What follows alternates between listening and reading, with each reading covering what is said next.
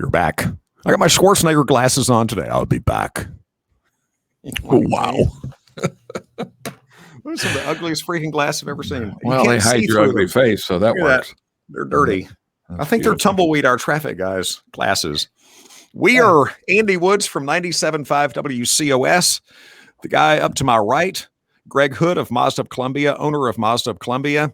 And the fellow that just took a sip of vodka, is it vodka and tea? It's Rob Sanders from Fox Sports Radio, 1400 AM on every afternoon from 3 until 4. I'm with you, Andy. If I could have vodka and tea during the day, that's what I'm going with. But actually, this is bourbon and grape juice. And this is coffee and Jameson. In 20 minutes from now, this is going to be a complete mess. So that's perfect. I have nothing. I'm completely sober. I have no issues over here. So I'll lead the band. How about that? Yeah, you do that, and I'll be the guy that tries to stay in step and not run out onto the field. Thank you. Naked. Yes, because of the alcohol. When we start talking about naked people, I'm going to change the trajectory of the conversation. With all the mask mandates coming back, we're thinking pandemic again. Hopefully it does not impact us too much, but I know that it impacts. Thinking that. You're thinking that. Stop thinking that. I know that it impacts how cars get to the market, which is, you've got to have cars getting to the market to be able to sell them. And then there's the chip issue as well. You were talking earlier before we started What's Good Under the Hood podcast about Casey and how they're coming in on trains. There's a big lot out there, and it looks a lot better now than it did, doesn't it?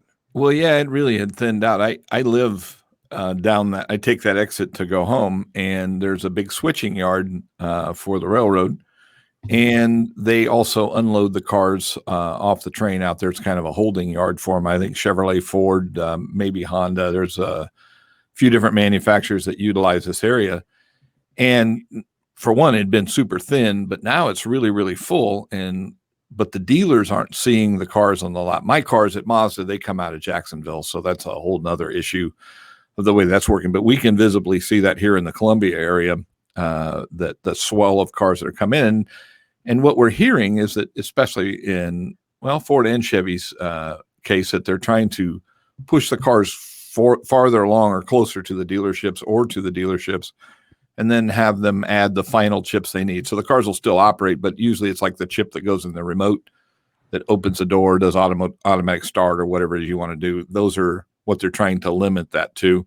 So the chips that actually operate the car and make it safe to drive, those are still being produced and jammed into cars. Well, there's a supply of chips. It's under the amount that they need, so they can pick and choose what they do with them, what information they put into them. I don't know the depths of it, but I did read that part of it is, each one of your remotes, if you've ever opened it up to change the battery, you can clearly see that there's a little, there's chips inside there that tell it what to do. But one of the things that's happening though in this switching yard is it's swelling up with vehicles, and that's all good. But right down the road is a yard for the car haulers. And what happened is that the car hauler companies during the beginning of COVID, they laid all the drivers off. So they went and got other jobs. And so now we got to move cars and there's nobody to move them. So we got another, issue in our supply chain. So I don't really know exactly what the big swell is for, but I certainly see them not getting quite to the dealerships yet. Because I'm in the car business and I pay attention to everybody else's lot as well as mine. And, everybody needs them. And so they're sitting there. That may be the place they're kind of halfway storing them as well. I'm not sure. Well, I have a question about that. You mentioned that they're going to basically, once they get those chips, they're going to finally finish the cars basically here. Isn't that you're basically setting up just a stockpile yard where you're going to have tons and tons of cars, and we may at one point have too many cars that are over here and ready to be sold? Car glut. No, because there's a terminology that's used in the car business. It's called it's not car glut.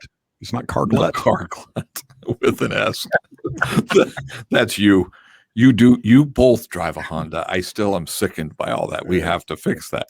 But nonetheless, is that it's called a SAR, and it's what they estimate that we're going to sell in volume of cars throughout the year. I think they're saying it's 17.5 million this year.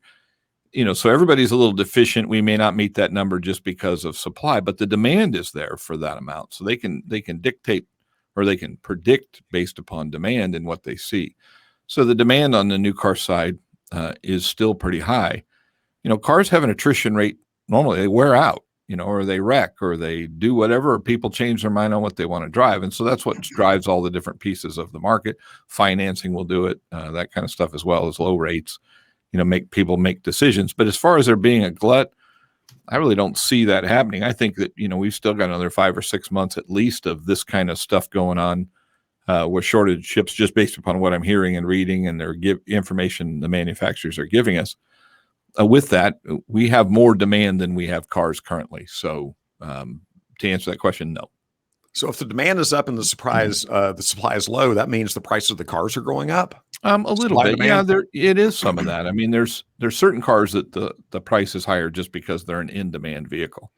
So, using it as an example, a Kia Telluride is really hot right now, and they're getting a premium for the car. Well, they were getting a premium before there was a problem. So, has it gone up a little bit? Yeah, it's changed. But then on the flip side of that, people are selling a car, getting rid of a car.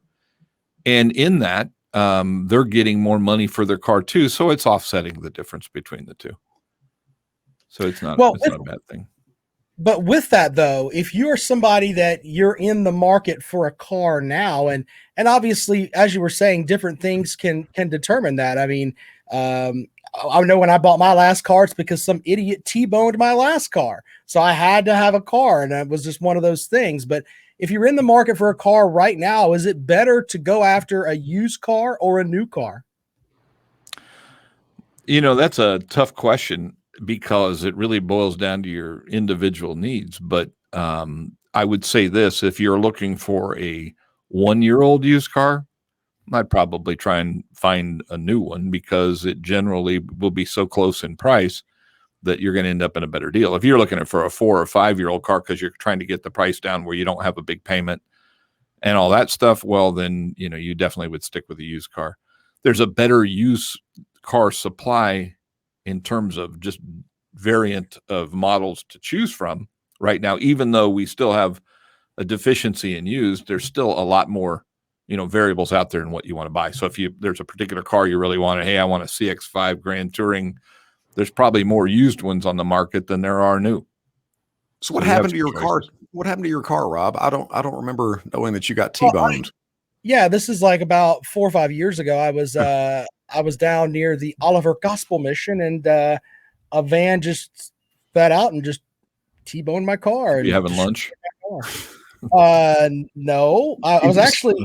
They don't pay you radio guys real good, so I'm just checking. I've been on this whole defatting thing forever, and I'm a monumental failure. But I was going to the YMCA downtown, and I was trying to get down there to groups, on Hampton Street, Bull and Hampton. I got popped, and it destroyed my car, and I cried a tear because I had a Civic Hybrid that I absolutely loved. I remember that car. Oh, my brown Civic Hybrid hybrid, use your English, Rob, that I would probably still be driving because I loved it so much. But so you were working out at the YMCA?